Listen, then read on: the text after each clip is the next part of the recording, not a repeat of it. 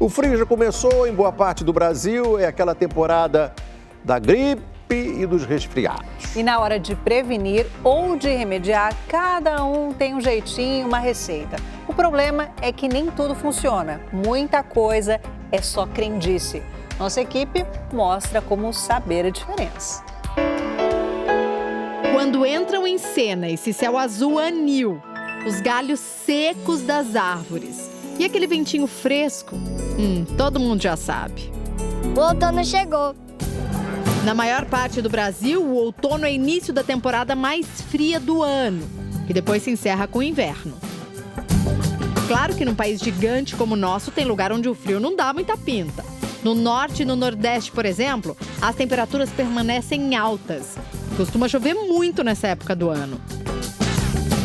Mas é nessa época também que, na maioria dos estados, alguns personagens da temporada gelada estão sempre em ação. Taca alergia, garganta, sinusite, rinite, tudo. Febre, coriza e tosse. E é a tosse que promove a velha e conhecida Sinfonia do Frio. Todo ano é a mesma coisa. Com esse clima de sol muito forte e tempo muito seco, o que mais aparecem são as doenças respiratórias, principalmente em crianças. A partir de agora, você vai saber que doenças são essas. Será que é possível evitá-las? E por que elas, as crianças, são as que mais sofrem com isso? Para responder tudo isso, a gente conversou com estudiosos do assunto. Pneumonias virais, bronquiolites. Mas também ouvimos a sabedoria popular. Como Vó Lourdes, a conselheira. Gelada não. Sem gelo, essa aqui não. Mistura. E Francisco, o prevenido. Todo dia eu tomo limão com água, limão espremido com água, que é vitamina C pura. Será que esses segredinhos para evitar as doenças do frio funcionam mesmo? Bom, primeiro é preciso entender por que o frio deixa o pessoal mais doente. Segundo o presidente do Departamento de Imunizações da Sociedade Brasileira de Pediatria, existe uma explicação científica para isso. Alguns vírus têm preferência ou preferem se multiplicar mais nessa época do ano. Não só se multiplicam com mais facilidade, mas também se transmitem com mais facilidade, como é o vírus da gripe, o vírus do resfriado e o vírus da bronquiolite. Os médicos explicam que existe ainda um outro fator muito importante. No caso dos estados do sul e do sudeste, sem chuva e com muito sol, forma-se uma espécie de estufa na atmosfera, na qual ficam suspensos vírus e bactérias. A poluição das grandes cidades também ajuda a aumentar essa bolha nociva e desencadeia alergias respiratórias. E para piorar, nessa época de frio, as pessoas tendem a fechar portas e janelas, o que é um erro, como explica esse infectologista. Essas pessoas se aglomeram sem, no entanto, melhorarem, otimizarem a ventilação desses ambientes. Isso é muito nítido no transporte público. Tudo fechado e aquelas dezenas de pessoas, muitas vezes tossindo, espirrando, é uma facilitação da transmissão de doença. A seguir, dicas de especialistas para diferenciar as doenças do frio. E tem mais. Os conselhos da vovó Lourdes. Matheus, põe a meia, por favor. Gelada não. Será que ela tem razão? E a família que mantém um arsenal antigripe dentro de casa? Funciona? Rinite, sinusite, todos os ites que existem. É daqui a pouco. Gripe, rinite, faringite. Aliás, faringite que já me pegou e me deixou com essa voz meio rouca.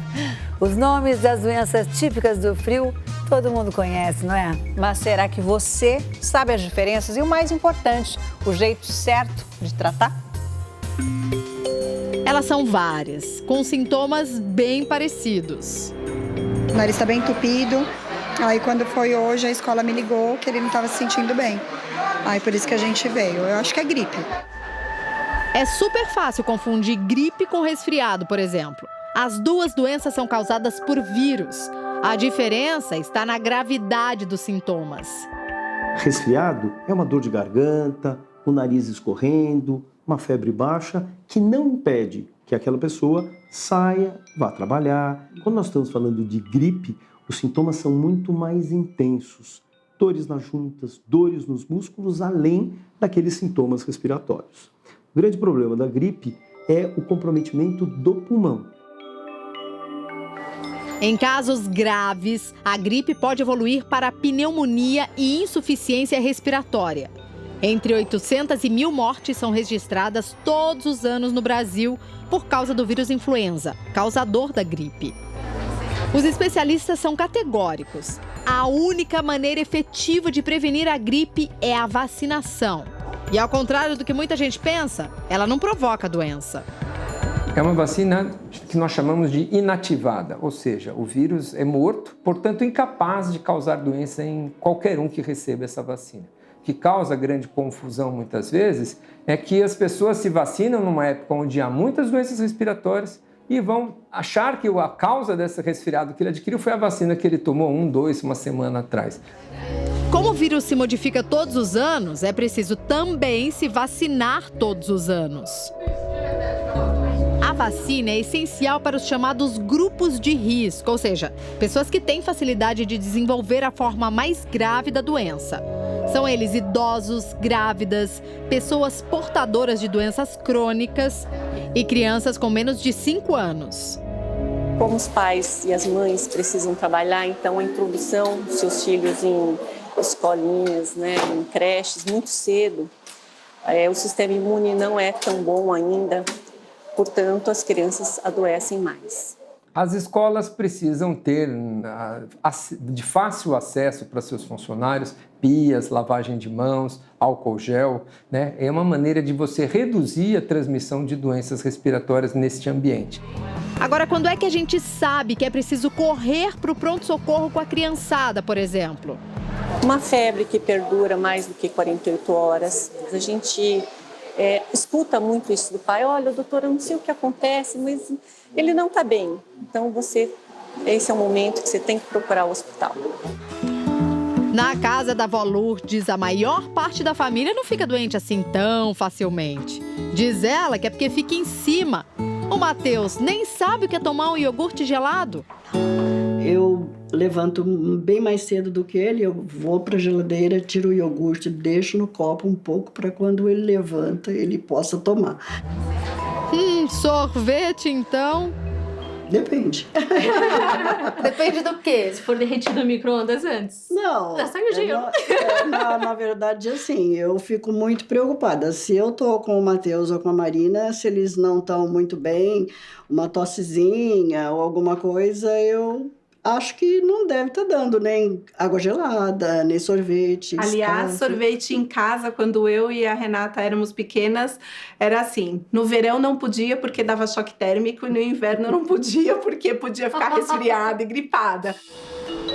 Bom, agora presta atenção que tem mais conselhos da avó Lourdes. Matheus, põe a meia, por favor. Não é bom estar andando descalço, sair sem um agasalho. Cabelo molhado, pode dormir? Não, eu acho que não. Será que esse pacote todo de regrinhas é mesmo eficiente? Às vezes é tanta proteção que os pais acabam criando o que todo mundo chama de a redoma de vidro. Agora, o importante é saber se tudo isso evita mesmo que as crianças fiquem doentes. Ou será que dá para elas brincarem tranquilamente do lado de fora? O infectologista diz que os cuidados com a friagem não resolvem totalmente o problema, mas já ajudam. Toda vez que a gente entra em contato com temperaturas mais baixas, entope o nariz logo a seguir, passa-se a respirar pela boca, dores de garganta acabam acontecendo. A temperatura mais baixa também diminui a produção de proteções, facilitando, caso eu venha me expor a vírus e bactérias, a alguma infecção. Na casa do Francisco, a dica para não ficar doente é preparar o corpo. Todo dia eu tomo um complexo vitamínico gelado, tem que tomar. Aí eu tomo uma vitamina C e uma outra vitamina em goma. E dependendo da minha garganta, se tiver ruim, eu tomo mais um mel E todo dia eu tomo limão com água, né? Limão espremido com água, que é vitamina C pura, então eu também tomo. Suco de laranja. Afinal, complementar a alimentação com vitaminas ajuda a prevenir as doenças do frio? Não há nenhuma evidência de que doses elevadas de vitaminas, vitamina C ou qualquer outra, seja preventiva ou até terapêutica para quem está com alguma doença respiratória. Pode até parecer que o kit prevenção do Francisco acaba aqui, né? Nada disso. É só dar uma vasculhada pela casa que a gente encontra, olha, álcool em gel. Parece que tem vários. Bom, custa nada, né? Melhor prevenir. Dá certo. A última vez que eu fiquei gripado foi faz uns 2 anos já. A Carol, quando conheceu o marido, foi obrigada a se acostumar com tudo isso. Não conhecia ninguém assim tão prevenido quanto ele, né? De ficar ligado em temperatura, agasalho. Então, eu achei muito engraçado. Tenho rinite, sinusite, todos os ites que existem. E a virada da temperatura me afeta bruscamente. Então, parece que não, mas quando teve essa virada do verão para o outono agora, eu senti muito. A Helena, de 2 anos, ainda não entrou no ritual do pai. O que os dois têm certeza é de que para tudo é preciso equilíbrio. Ficar de olho, virou muita temperatura ou tem alguns surtos, a gente evita esses locais públicos fechados. A gente vai fazendo algumas manobras para tentar driblar, né, e se manter imune.